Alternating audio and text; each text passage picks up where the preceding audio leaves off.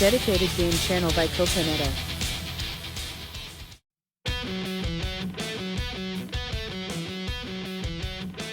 みんなお元気？さて今回のコテネタチャンネルの話題は久しぶりのタイタンウェポンのベンチマークテストから。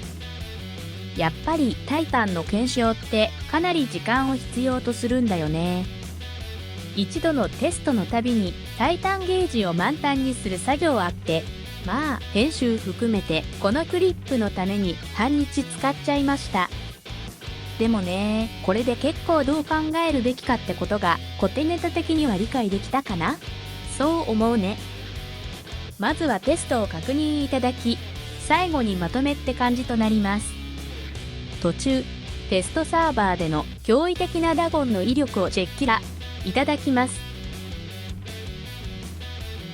では、エボラのダメージはどうだろう？比較データは発売当時のものだから参考程度ってことで、バランス調整により粒子の数が3から2、ダメージは 10% アップ、集団率は 15% 低下ってことだけど、基本ダメージがかなり違うけど、集団率の差ってあまり変わらない感じだね。次はベイロンではどうだろう？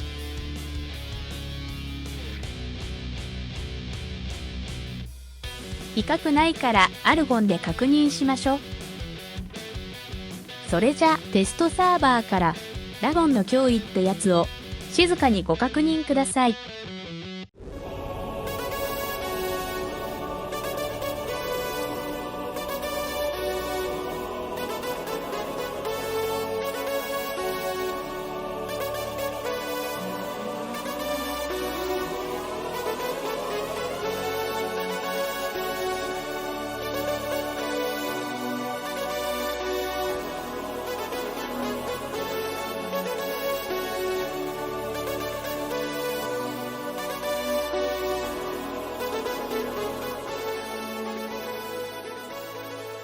それじゃ再び戻ってオキシーとアルゴンのダメージを確認します。テスト終わったらまとめのご説明となります。ではしばらくご確認ください。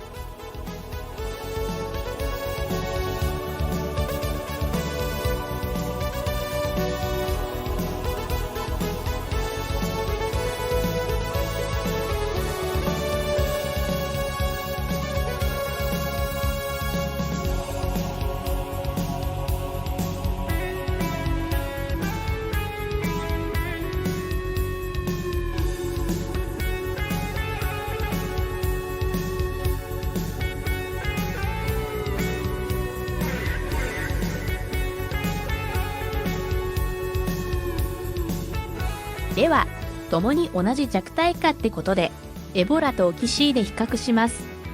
オキシーとアルゴンともに発射間隔が 0.09 秒から 0.15 秒に、これまでの約 1.6 倍の間隔になりました。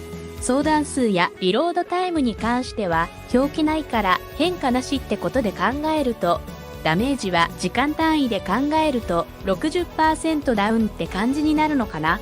結構下げられたね。その分継続した通常ダメージも 1.6 倍の時間に延長したことになるね。さらにフリーズ効果発揮についても 60% 遅くなり、テストでは 6.5 秒で効果発揮になってたね。このことも考えるとトータル威力としては 70% くらいの弱体化って感じかな。瞬間的にダメージ削れ武器から打ち続けてダメージを稼いでいくってタイプに変わったってことだね。次にエボラとの比較では、5秒まで限定だと150メートル以内ならエボラが有利ってことになるね。ただ10秒、15秒と連続した攻撃ってことになれば、95メートル以内の近接戦ならば断然エボラが有利ってことになる。これってベイロンとアルゴンについてもほぼ同じ 1.7 倍程度の威力差だから同じ考え方になるね。